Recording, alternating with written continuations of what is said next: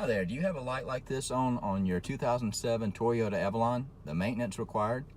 Maintenance required light comes on every 5,000 miles to remind you to change your oil or do any other 3,000 to 5,000 mile maintenance that you need to do. Do you want to learn how to turn it off? Have you changed your own oil and need to turn it off? Let's get right into it. All right, so you notice your key has several slots that it can go into. You put it in and you go into lock, ACC, which is accessory, own, or start. So the first thing you need to do is put your key in and leave it either in the lock or ACC position.